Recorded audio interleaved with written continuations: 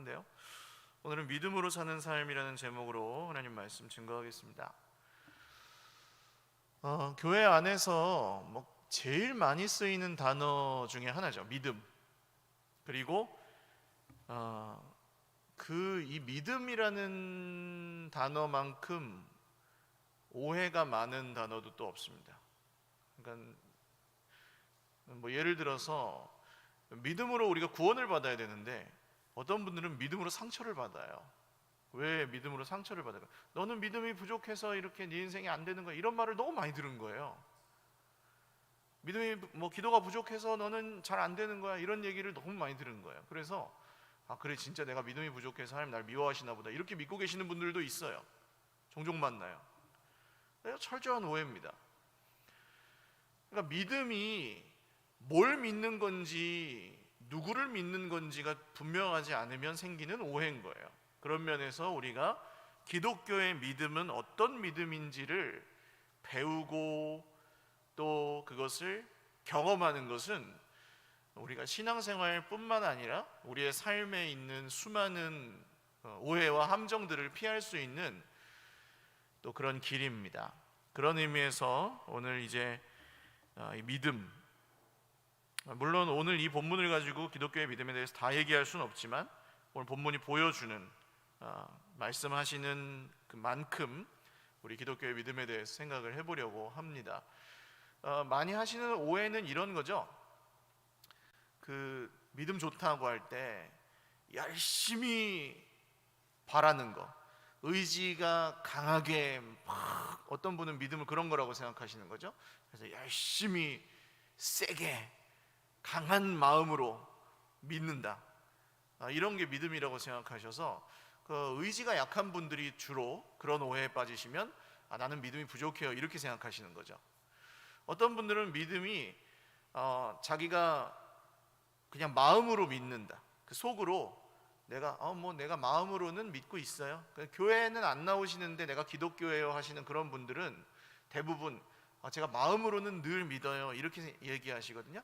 그러니까 그냥 생각 속에 나쁘지 않은 감정을 품고 있다, 그게 믿음이라고 생각하시는 분들도 계세요. 다 틀린 얘기는 아니라서 그냥 이게 할 수 있는 오해의 사례들입니다. 어떤 분은 야, 마음으로 믿으면 뭐하냐, 마음으로 좀 좋게 생각하는 게 무슨 믿음이냐, 표현을 해야지. 그래서 자기가 행동으로 증명하는, 그러니까 내가 행동으로 증명해야만 그게 믿음이다, 이렇게 생각하시는 분도 있어요. 이런 분들은 또 어떤 오해에 잘 빠지냐 하면 내가 잘 할 때는, 내가 행동으로 딱딱 할 수 있을 때는 내가 잘 믿고 있다고 생각하지만 그걸 못할 때는 내가 또 믿음이 부족하다, 이렇게 또 오해하실 수 있습니다. 그럼 또 이제 뭘 믿느냐가 굉장히 중요한데, 어떤 분은 교회에 와서도 하나님께 내 소원을 강력하게 말씀드리면서 하나님 이것을 이루어 주십시오, 세게 막 기도하시는 분들. 근데 이 믿음이, 물론 하나님께서 우리 소원을 들어주시죠. 들어주시는 경우가 많고 또 정말 간절히 기도하는 것은 굉장히 중요한 일이지만 이 믿음에 이런 믿음만 있다면 또 위험한 건 뭘까요? 그 세게 기도했는데 이루어지지 않았을 때 길을 잃어버린다는 겁니다. 예를 들어서 우리가 강하게 바란다고 모든 걸 하나님이 이루어 주시진 않아요. 왜냐하면 하나님 저 200살까지 300살까지 살고 싶어요, 이렇게 기도하면은 200살 살아요? 못 삽니다. 하나님 제 인생에 로또를 한 3번 정도 맞고 싶어요, 이렇게 기도하면은 로또가 3번 맞을까요?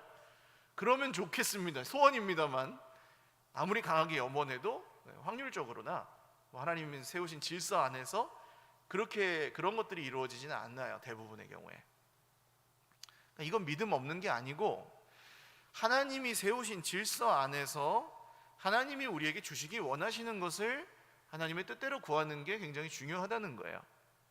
그러니까 뭘 믿느냐는 굉장히 중요합니다. 내가 원하는 것을 하나님이 줄 줄로 믿습니다 하고 그냥 강하게만 기도하면, 강하게만 믿으면 그게 믿음이냐? 그거보다는 기독교의 믿음은 좀 더 풍성하고 우리 인생을 특수한 사람들만이 아니라 보편적으로 우리 인생의 행복을 또 구원을 주실 수 있는 하나님의 선물을 받는 게 믿음이잖아요. 그래서 그 믿음의 요소들에 대해서 오늘 세 가지 정도 살펴보려고 하는데요. 첫 번째로, 믿음은 오늘 주시는 하나님의 말씀에 반응하는 것입니다. 믿음은 오늘 주시는 하나님의 말씀에 반응하는 것입니다. 아브라함이라는 사람이 살고 있었습니다. 아브라함 아니고 처음에는 아브람인데요, 이 사람은 갈대아 우르라는 고대 문명이 시작된 메소포타미아 지방이라는 곳에 있는 그 강 유역에서 시작된 문명을 여러분 뭐 학교에서나 세계사 배우실 때 배우셨죠? 뭐 유브라데 강, 유프라테스 강, 뭐 이런 티그리스 강, 이런 강 이름 들어보셨죠? 그 중동에서 중동 지방에서 조금 더 이제 위로 올라간 그 메소포타미아 지방이라는 곳입니다. 그래서 거기서 이제 살고 있었어요. 갈대아 우르라는 곳에서. 온갖 우상 잡신들이 당연히 고대 문명에서는 지금보다 잡신이 훨씬 많았습니다. 그래서 신도 있고 유사 신도 있고 아무튼 뭐 복잡한 그 잡신들을 섬기고 있는 그런 문명 사회 가운데 살고 있었는데, 어느 날 꿈에 나타나신 거예요. 누가요? 하나님이, 나는 하나님이다 하면서 아브라함의 꿈에 나타나셔서 내가 너에게 지시할 땅으로 가라, 내가 너에게 복을 주마 하고 하나님께서 아브라함에게 약속하셨습니다. 그런데 우리가 좀 오해하시는 게 좀 있어요. 뭐냐 하면 믿음의 조상 아브라함 그러니까 아브라함 대단한 사람이잖아, 딱 이렇게 그냥 처음부터 그렇게 생각하고 성경을 보시는 거예요. 근데 아니에요. 우리가 뭐 이렇게 선입견이라는 게 있죠. 첫 인상 같은 거. 그러니까 예를 들어서 뭐 목사님이다, 그럼 목사님 무조건 믿음 좋은 사람. 장로님, 권사님이다, 그럼 믿음 좋은 사람이다. 근데 어때요? 이렇게 겪어보면은 또 무조건 그냥 완벽한 사람이 아니죠. 그러니까 이렇게 우리는 이렇게 좋은 사람이라고 한번 생각하기 시작하면 그냥 그 사람은 그럴 거야 하고 나머지는 자세히 보지 않는 그런 경향이 있어요. 믿음의 조상 아브라함도 그렇습니다. 아브라함은 나랑 아예 수준이 다른 사람이야, 그렇게 보실 게 아니고, 아브라함의 여정을 이렇게 잘 관찰해 보시면 아브라함은 처음에는 우리와 똑같은 평범한 사람이었습니다. 수많은 우상들 틈에서 자기의 그냥 유익을 구하며 자기 이익을 구하며 사는, 손해보기 싫고 그런 사람이었어요. 그런 아브라함을 하나님께서 이제 부르신 겁니다. 처음부터 믿음, 완벽한 믿음으로 따라갔다 이렇게 생각하시면 안 돼요. 저를 부르셨는데, 이 아브라함이 그래서 아버지한테 이제 물어본 거야. 아버지, 그 당시에는 족장 시대니까 자기보다 집안에 어른이 있으면 어른 뜻대로 가는 거죠. 아버지, 우리 제 꿈에 하나님이라는 분이 나타나셔가지고 가나안 땅이라는 곳으로 가라는데 어떻게 해야 되죠? 그러니까 아버지가 들어보니 이게 평범한 일이 아니다, 그러면 우리 가보자 하고 아버지와 아브라함의 가족과 조카 롯이라는 사람의 가족까지 합쳐서 이제 그 메소포타미아 지방 갈대아 우르라는 도시를 떠났어요. 그래서 이제 위쪽으로부터 이쪽으로부터 이렇게 가나안 땅, 지금의 팔레스타인 지방 이스라엘이 있는데 거기를 이제 쭉 내려오기 시작을 한 겁니다. 내려오다가 하란이라는 곳에 도착했는데 거기서 한번 머물렀어요. 주저앉았어요. 계속 가지를 못하고. 무슨 이유였는지 모르겠습니다. 그래서 거기서 이제 머물러서 있는 중에 하란이라는 곳에서 하나님께서 다시 한번 아브라함의 꿈에 나타나셔서 아브라함을 부르세요. 아브라함아, 내가 너와 함께 할 것이고 너에게 복을 줄 것이고 넌 복의 근원이 될 테니까 내가 너한테 지시한 땅으로 가라. 아버지 집을 떠나서, 고향을 떠나서 가라. 이 하란이라는 곳은 그냥 메소포타미아 지방과 가나안 땅의 경계쯤에 있는 곳이었습니다. 그러니까 여기를 지나면 미지의 세계, 그러니까 아마 거기서 딱 그 선을 넘지 못하고 거기 주저앉았던 것 같아요. 그러니까 하나님께서는 적어도 아브라함의 꿈에 2번 이상 나타나신 거죠. 사도행전에 나오는 말씀을 보시면 알 수 있는데, 사도행전 7장 말씀 한번 보여주시겠어요? 7장 2절에서 4절. 스데반이라는 사람이 유대인들에게 설교를 하는데 한번 읽어보죠. 시작. 스데반이 이르되 여러분 부형들이여 들으소서. 우리 조상 아브라함이 하란에 있기 전 메소포타미아에 있을 때에 영광의 하나님이 그에게 보여 이르시되 내 고향과 친척을 떠나 내가 내게 보일 땅으로 가라 하시니, 아브라함이 갈대아 사람의 땅을 떠나 하란에 거하다가 그의 아버지가 죽음에 하나님이 그를 거기서 너희 지금 사는 이 땅으로 옮기셨느니라. 자, 그렇죠? 메소포타미아 갈대아 우르에 살 때 하나님 나타나셔서 가라 했는데 하란에 가서 거하다가 하란에서 오늘 하나님께서 다시 아브라함에게 나타나셔서 하란을 떠난 것이 오늘 이제 이 말씀입니다. 4절에 보시면, 오늘 12장 4절에 보시면 아브라함이 하란을 떠날 때에 75세였더라. 자, 그런데 물론 이 지금 그 나이는 조금 오류가 있어요. 신약 성경 이 사도행전하고 창세기하고 잘 안 맞아요. 이 아브라함의 아버지 데라가 아브라함과 그 세 아들을 70세에 낳았다고 써 있는데 70세에 동시에 낳지는 않았겠죠. 셋쌍둥이는 아닐 테니까. 근데 이제 그 부근에 낳았다고 해도 아브라함이 하란을 떠날 때 75세니까 그때 그러면은 아버지가 몇 살입니까? 145세잖아요. 근데 성경은 데라가 205세에 죽었다 그러거든요.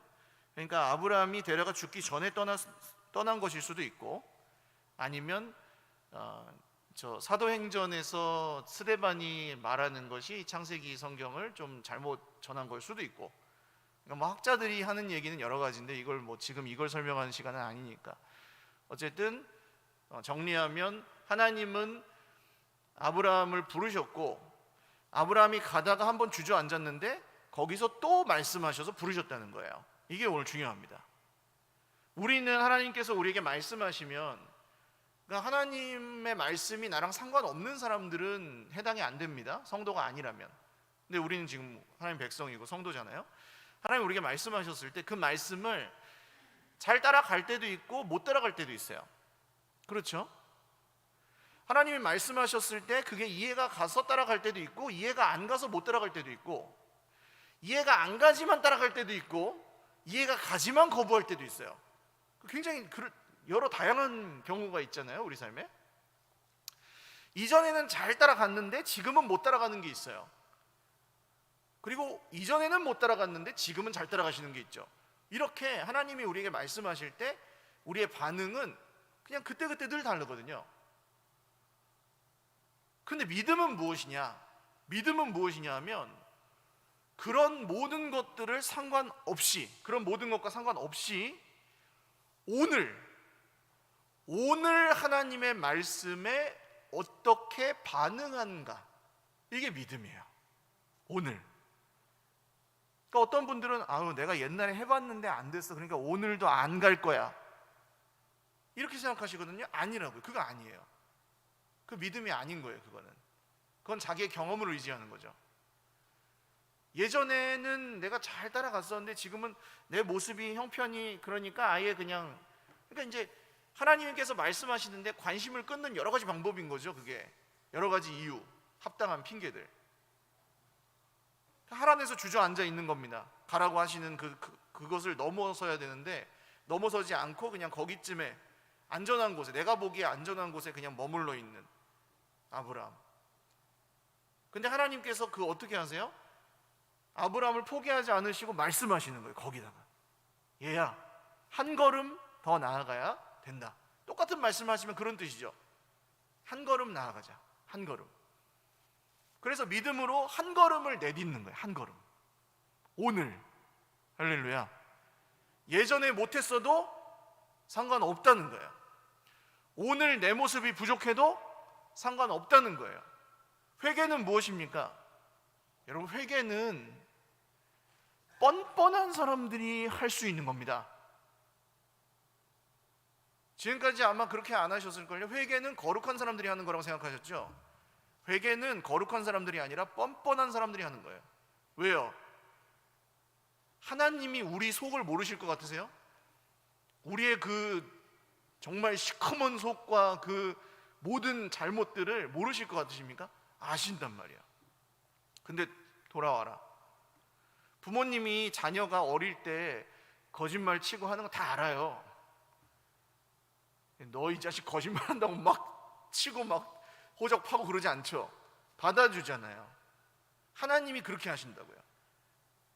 그러면 우리는, 회개는 뭐냐? 하나님의 그런 속성을 이용해서 하나님께 하나님 한 번만 봐주세요 하고 돌아가는 게 회개잖아요.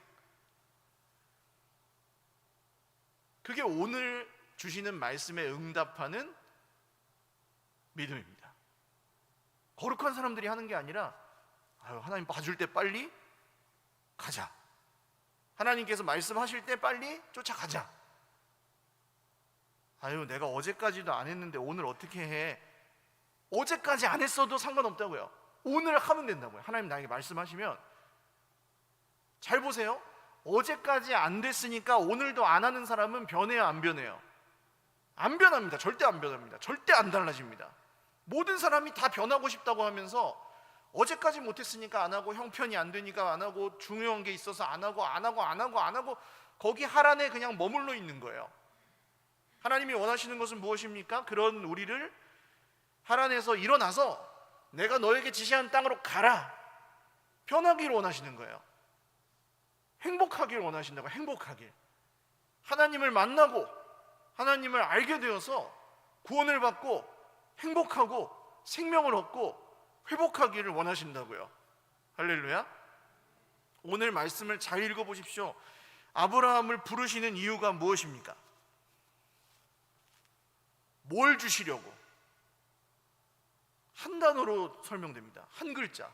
하나님이 아브라함을 부르신 이유는 뭐예요? 복을 주시려고. 써먹으려고? 아니요.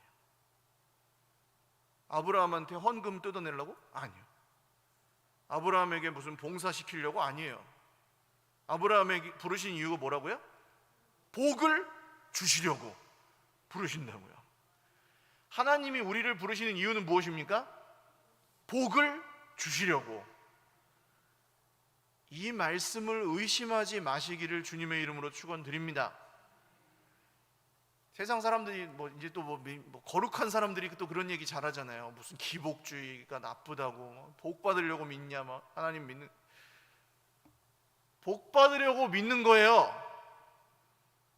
왜 아멘 안 하십니까? 여러분, 복 받기 싫으십니까? 복 받으려고 믿는 거라고요, 하나님은.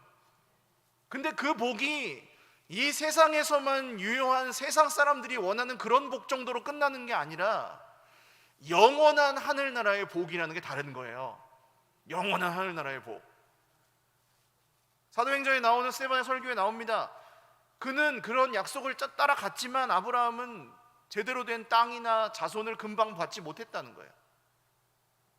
복 못 받았어요. 별로. 그냥 살다가 갔어요. 그러면 이제 하나님 얘기가 틀리지 않습니까? 뭐 이렇게 할 수 있겠죠? 큰 민족을 이룬다며요. 그러면 할 수 있겠죠?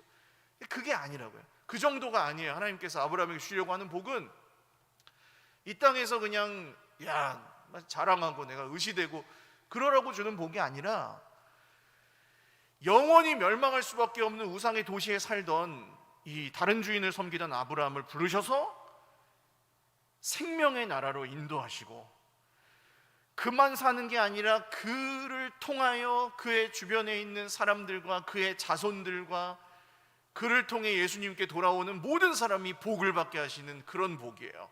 할렐루야. 우리에게 주시려는 복도 그와 같은 줄 믿으시기를 바랍니다. 우리만 잘 먹고 잘 살고 이 땅에서 100년 살고 끝나는 복이 아니라 영원한 하늘나라의 복을 우리와 우리의 자손들과 우리의 주변의 모든 사람들에게 우리를 통하여 주시기를 원하신다고요. 그러려면 오늘 주시는 말씀에 정직하게 반응하는 것이 필요합니다. 믿음. 두 번째로, 믿음은 하나님이 하신 일을 몸과 마음으로 받아들이는 것입니다. 믿음은 하나님이 하신 일을 몸과 마음으로 받아들이는 것입니다.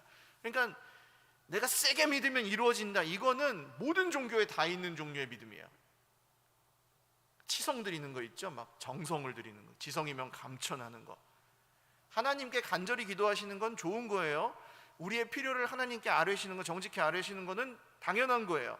아버지께 말씀드리지, 안 그러면 누구한테 말씀드려요? 그러니까 기도하셔야 돼요. 그런데 믿음은 뭘 믿느냐는 좀 다른 거라고요. 뭘 믿느냐.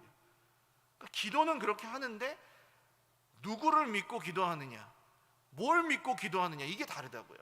하나님이 어떤 분이시길래, 하나님이 우리 인생에 어떤 일을 하셨길래, 이게 더 중요하다는 거예요. 이게 없으면 오해하게 됩니다. 하나님께서 아브라함에게 어떤 일을 하십니까? 아브라함이 그냥 우상 섬기면서 잘 살고 있을 때, 나름대로 잘 살고 있을 때 하나님께서 나타나셔서 부르시죠. 복을 줄 거야. 그리고 가라고 하시죠. 아브라함이 따라갑니다. 받아들인 거죠.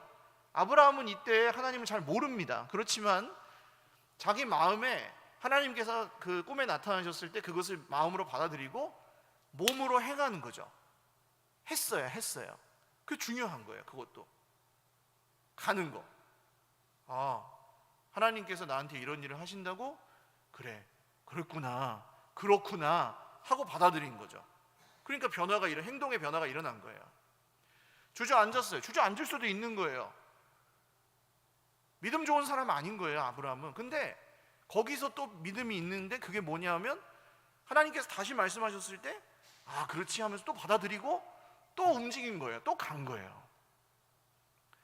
그래가지고 다 잘 되느냐? 아니에요. 가나안 땅에 들어가 보니 이미 살고 있는 사람들이 있어요. 하나님께서 야, 내가 너에게 집을 사줄게 하고 집을 사줬는데 집에 주인이 있는 꼴인 거예요. 가나안에 사람들이 살고 있었다. 6절.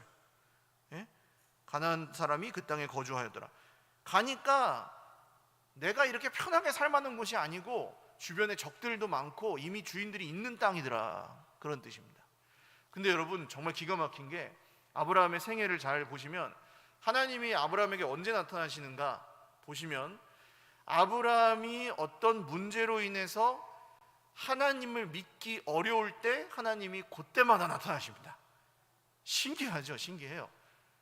성도의 삶에 하나님께서 나타나실 때가 있는데 그게 언제예요? 우리가 어떤 문제로 인하여, 무슨 사람으로 인하여, 어떤 고통으로 인하여 하나님을 믿기 힘들 때 하나님이 가장 가까이 계신 거예요. 그때 나타나시는 거예요. 그때 만나주시는 거예요. 살아온 세월을 한번 이렇게 돌아보십시오. 평탄할 때, 즐거울 때, 기쁨의 날에, 모든 것이 잘 될 때 여러분 하나님을 믿는 것이 그렇게 어렵지 않아요. 그러니까 하나님께 그렇게 간절하지도 않아요. 근데 정말 우리 인생에 감당할 수 없는 고통이 찾아왔을 때 그때 어떻습니까? 여러분 아마 대부분의 우리 형제 자매들은 아실 거예요. 그때 하나님이 나와 함께 하시다. 정말 가까이, 내가 힘들 때, 내가 막 죽을 것 같을 때 그때 하나님 날 만나주셨다는 거 아실 거예요. 아브라함도 그렇습니다. 오늘 그래서 하나님께서 다시 나타나셔서 내가 너에게 이 땅을 내 자손에게 주리라 또 말씀하시죠. 같은 말씀인데 계속 주시는 거예요. 믿기 어려울 때마다 나타나셔서. 그리고 아브라함이 거기서 이제 하나님께 예배를 드리며 하나님을 알아가기 시작합니다. 그런데 잘 기억하셔야 돼요. 하나님께 순종하면 모든 일이 잘 된다. 아닙니다. 모든 일이 잘 되지 않을 수도 있어요. 아브라함이 거기서 기근을 만납니다. 하나님이 가라고 하신 땅을 갔는데 가자마자 그냥 가뭄이 들어가지고 먹을 게 하나도 없는 지경이 돼버린 거예요. 망할 지금 상황이 돼버렸어요. 하나님이 가라 그래서 갔는데 지금 이게 뭡니까 하면서 하나님 지금 저한테 사기치신 겁니까? 아마 그렇게 따지는 마음이 생길 수도 있는 상황이에요. 그래서 아브라함이 자기가 살려고 이집트라는 곳으로 이제 내려갑니다. 그 메소포타미아 지방에서 좀 내려와서 하나님 가라고 하신 가나안 땅으로 왔다가 다시 이제 이집트로. 이집트는 왜 가냐면 여기 나일강이 있어가지고 가뭄이 들어도 먹을 게 있어요. 그래서 이집트로 갑니다. 근데 가면서 잘 생각해 보니까 아브라함이 우리 아내가 너무 이쁜데, 사레라는 아내가 있었는데 아내가 너무 이쁜데 이 이집트에 가면은 사람들이 나를 죽이고 내 아내를 뺏어갈 것 같다. 그렇죠? 고대 사회에는 뭐 경찰이 있습니까? 군인이 있습니까? 왕이 자기 마음대로 하면 끝이잖아요. 걱정이 들어가지고 아내한테 미리 우리 저 작전을 짜자 하고 내 아내라고 하지 말고 여동생이라고 해라. 사람들이 물어보면. 그래서 이제 그러고 이집트로 들어가요. 그랬더니 정말 이 사례는 이때 연세가 이제 뭐 아무리 적어도 65세거든요. 65세인데 그래도 얼마나 막 뭐 그 경국지색이라는 말이 있잖아요.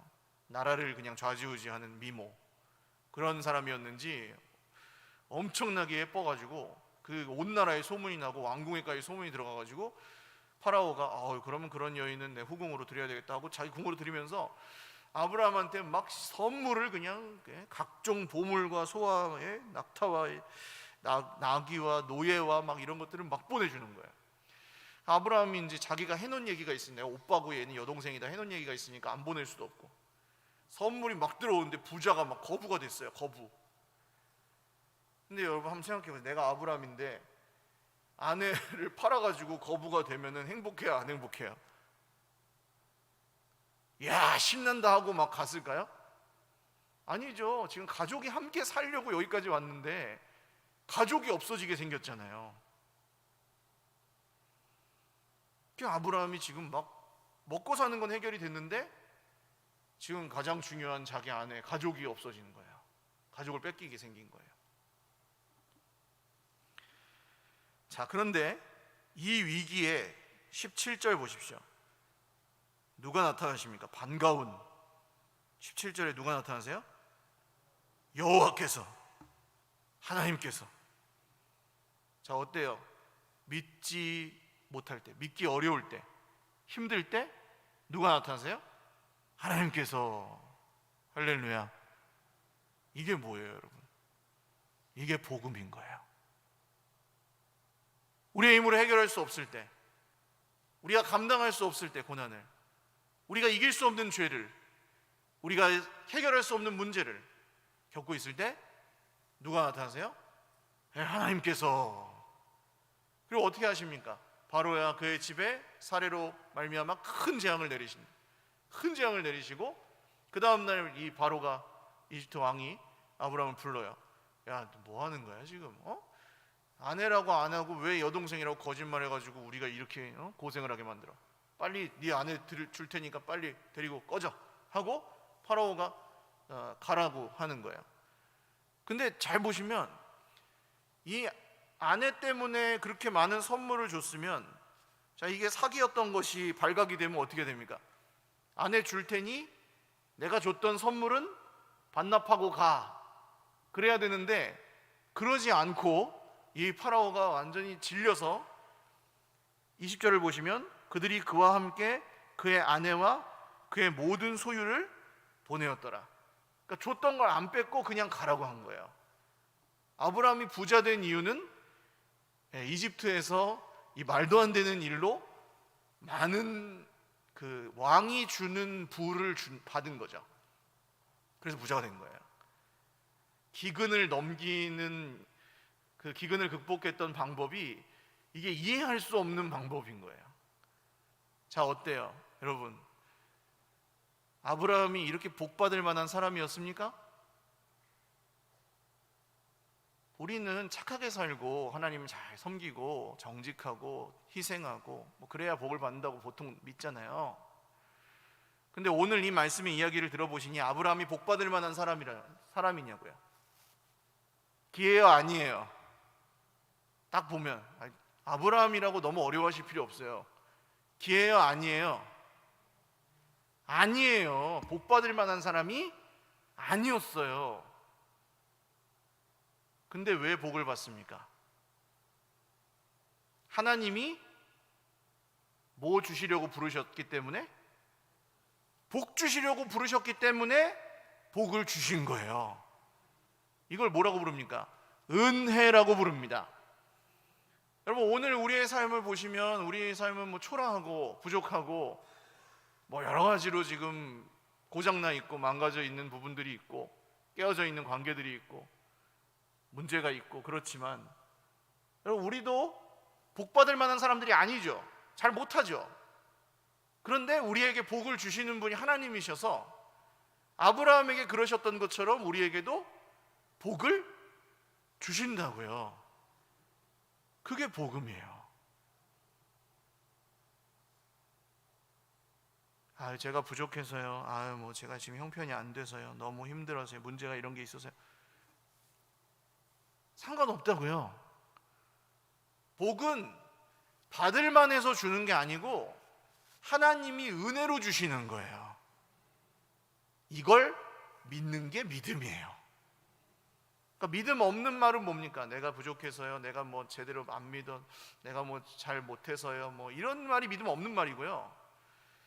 내가 부족하지만 하나님께서 나에게 은혜로 복을 주실 줄 믿습니다가 믿음인 거예요. 내가 지금은 부족하지만 하나님 복을 주셔서 나를 변화시켜 주실 것을 믿습니다가 복인 거예요. 내가 잘 못하지만 하나님 나를 도와주셔서 할 수 있게 해주실 줄 믿습니다. 이게 믿음이에요. 다르죠. 똑같이 부족한 사람도 믿음으로 살면은 변하는 거예요, 그의 삶이. 그래서 몸과 마음으로 받아들이는 것이 중요합니다. 마지막 세 번째로, 믿음은 시간 속에서 일하시는 하나님을 인정하는 것입니다. 믿음은 시간 속에서 일하시는 하나님을 인정하는 것입니다. 하나님이 시간 속에서 하시는 일이 뭘까요? 하나님이 시간 속에서 하시는 일이 뭘까요? 약속을 지키십니다. 뭐 하신다고요? 약속을 지키신다. 하나님은 먼저 말씀하세요. 약속. 하나님이 약속하면서 말씀하세요. 아브라함에게 오늘 뭘 약속하십니까? 내가 너에게 복을 줄 거야. 너와 내 자손이 복의 근원이 될 거야. 너로 큰 민족을 이루게 할 거야. 큰 민족은커녕 아들도 하나 없는 사람에게, 75세까지 아들이 없는 사람에게, 100살까지 아들을 못 낳는 사람에게 내 큰 민족을 이루게 할 거야. 복을 줄 거야. 말도 안 되는 소리 하지 마세요. 이런 상황이에요. 그런데 오늘 사례를 구해주신 이유가 뭘까요? 아브라함이 거짓말치고 지 살겠다고 하나님이 있으라고 한 곳에 있지도 않고 이집트로 도망갔고, 거기서 지 살겠다고 아내 팔아먹고 거짓말치고 이렇게 하는데, 그래도 사례를 살려주시고 아브라함을 살려주시는 이유가 뭘까요? 뭡니까? 하나님이 약속을 하셨잖아요. 너에게 아들을 줄 거야. 근데 엄마가 없으면 아들을 줄 수 있어요, 없어요? 없잖아요. 그래서 엄마를 살려준 거예요. 하나님이 약속을 지키시려고. 아브라함이 잘나서 도와준 게 아니고 하나님이 약속을 지키시려고 불공평하게 하신 거예요, 지금. 그게 은혜예요. 지금은 보이지 않아도 여러분이 받은 구원의 약속이 지금은 우리 삶에 나타나지 않을지라도, 여러분, 그 약속을 하나님은 시간 속에서 지키시는 줄 믿으시기를 바랍니다. 시간 속에서. 오늘 당장 이루어지지 않는다고 도망가면 돼요, 안 돼요? 그 약속이 이루어지는 걸 볼 수 있어요, 없어요? 없습니다. 오늘 당장 마음에 안 든다고 하나님 버리면은 그 약속이 이루어지는 걸 볼 수가 있어요, 없어요? 없다는 거예요. 아브라함이 75세 때 하나님께서 아들을 주신다는 약속을 받았어요. 중간에 100살이 돼가는데 아들을 낳을 수 없는 몸이 된다고요. 이 생식 기능이 다 퇴화해버렸어요. 100살까지. 아내는 폐경이 됐어요. 그래서 아브라함은 100살, 사례는 90살, 그렇게까지 됐어요. 아브라함이 99살 때 하나님께 나타나셔서, 아브라함아, 내가 아들 준다 그랬지? 사례는 웃어요. 하나님 놀고 계십니다. 그래요, 밖에서. 너 웃어? 그러십니다. 아브라함은, 하나님, 제가 아들 안 주셔도 저희 하나님 믿어요. 그러니까 뭐 저 이스마엘이랑 그냥 하나님 앞에 살고 뭐 그냥 괜찮아요. 근데 하나님이 정색하시면서, 야, 준다 그랬잖아. 내년에 줄 거야. 폐경의 여성이 아이를 낳았어요. 100세, 90세 그때. 하나님은 당신이 하신 약속을 믿는 자들에게 시간 속에서 그 약속을 이루십니다. 그래서 오늘 인내하고 계시다면, 조금이나마 하나님의 말씀을 믿는 믿음으로, 겨자씨만한 믿음이지만 인내하고 계시다면, 힘들지만 하나님을 의지하며 버티고 계시다면, 어렵지만 하나님을 잃어버리지 않기 위해서 씨름하고 계시다면, 여러분, 그게 하나님이 기뻐하시는 믿음인 줄 아시기를 바라요. 그리고 하나님께서 그 약속을 반드시, 뭐 우리가 원하는 때가 아닐지라도 하나님의 때에 그 약속을 반드시 이루어 주시는 줄 믿으시길 바랍니다. 그 믿음이 우리가 살 길인 거예요. 안 되는 걸 보고 있고, 우리의 부족함을 보고 있고, 남과 비교하고 있고, 그럼 늘 불행하지만 하나님 약속을 지키시는 하나님을 믿고, 또 하나님의 하신 일을 우리가 온 몸과 마음으로 전인격으로 받아들이고, 또 오늘 주신 하나님의 말씀에 반응하면서 하나님 맞아요 하면서 따라가고, 한 걸음 또 따라가고, 한 걸음 따라가고, 이렇게 가다 보면 나중에는 지금 아실 거예요. 이미 오랫동안 신앙생활을 해오신 분들은 돌아보니 모든 것이 하나님의 은혜였습니다. 그렇게 고백하게 하실 날이 곧 올 줄로 믿습니다. 함께 기도하겠습니다.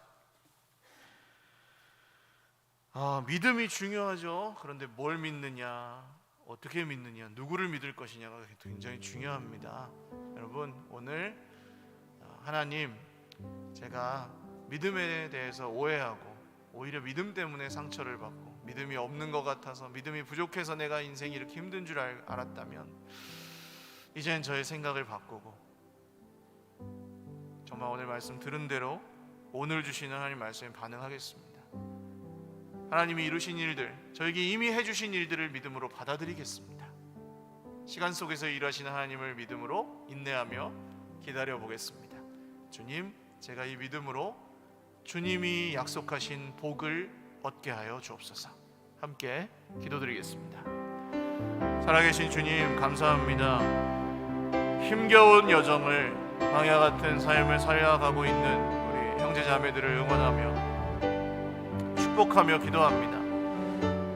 주님이 약속하신 것을 지키시는 하나님이십니다. 반드시 그 약속을 이루시는 하나님이십니다. 주님, 오늘 보이지 않아도 믿음으로 주님이 주신 말씀에 반응하며 하나님의 하신 일들을 온 몸과 마음으로 받아들이며 인내하며 그 시간 속에 주님이 이루실 일들을 기대하고 있는 주님의 백성들에게 그 약속을 반드시 지키실 줄을 믿사오니, 주님, 오늘 힘겨운 인생살이 가운데 오직 우리 주님만 우리의 소망 되시고 구원이 되어 주셔서 하나님이 행하신 일들을 보며 함께 찬양하고 기뻐하는 그날이 속히 오게 하여 주옵소서. 한 번 더 기도하겠습니다. 오랫동안 기도하고 애쓰고 있지만 해결되지 않는 문제, 변하지 않는 상황, 변하지 않는 사람이나 또 자신의 모습으로 인하여 실망하고 계시는 분들, 지금 좀 낙심해 계시는 분들 계시면 가슴에 한번 손을 얹고 기도하겠습니다. 이게 믿음인 거예요. 그러니까 안 된다, 이래서 안 되고 그래서 나는 안 할 거고 이렇게 가는 쪽은 믿음의 반대고, 안 되는 건 똑같지만 계속 안 되고 있지만 하나님께 소망을 두고 하나님이 하실 일들을 기대하는 게 믿음인 거예요. 하나님, 오늘 제가 이렇게 어려운 문제를 겪고 있지만 하나님께서 저를 사랑하셔서 복 주시려고 부르신 줄을 믿겠습니다. 그리고 내가 자격이 없어도, 형편이 안 돼도, 내가 남보다 뛰어나지 않을지라도 하나님이 약속하셨기 때문에 저에게 복을 주신다는 것을 믿겠습니다.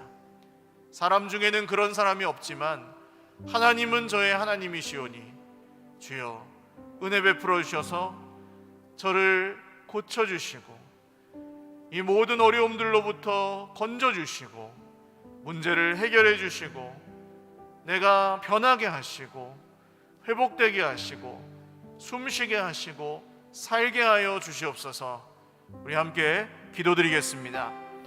살아계신 주님, 오늘 여러 고난을 통하여 정말 상한 마음과 또 지친 몸을 이끌고 광야 여정을 걸어가고 있는 형제자매들도 있습니다.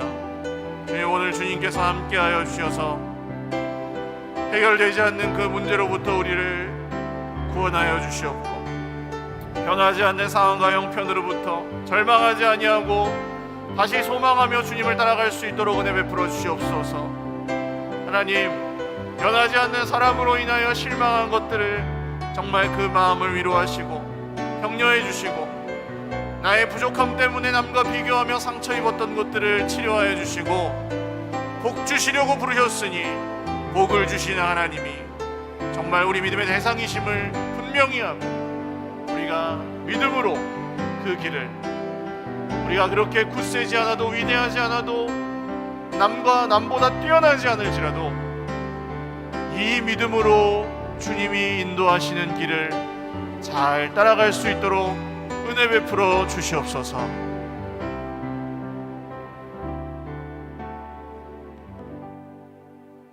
살아계신 하나님 아버지 감사합니다. 하나님을 믿습니다. 복 주시려고 우리를 부르신 하나님을 믿사오니 사랑하는 모든 형제 자매들에게 제때 필요한 도움, 때를 따라 도우시는 은혜를 날마다 더하여 주시옵소서. 오늘 특별히 고난 중에 광야 여정을 걷고 있는 형제 자매들에게 주님의 음성 들려주시고, 그 말씀에 반응할 때 주님의 생명을 부어주시고, 또 믿음으로 하나님 하신 일을 받아들일 때마다 더 놀라운 일들을 행하여 주시옵소서. 하나님을 의지하며 시간 속에서 역사하신 하나님께서 이루실 일들을 더욱 기대하고 소망하게 하시고, 그 소망대로 이루시는 그날에 찬양하며 간증하며 더욱 주님을 사랑하고 따라갈 수 있도록 주여 그날이 오게 하여 주시옵소서. 감사하옵고 이루실 주님을 찬양하오며 예수님의 이름으로 기도 올리옵나이다. 아멘. 우리 하나님께 영광의 박수 올려드리겠습니다. 축도하고 예배 마치겠습니다. 이제는 우리 구주 예수 그리스도의 무한하신 은혜와 하나님 아버지의 신실하신 사랑과 성령님의 교통하심이 복 주시려고 부르신 하나님을 의지하여 끝날까지 하나님만 의지하기를 다시 한번 결단하는 주의 백성들, 믿음의 사람들 머리 위에와 가정과 자녀 손들 머리 위에와 그 믿음으로 함께 걸어가는 공동체 주님의 몸된 서일교회 위에 영원토록 함께 있을지어다. 아멘.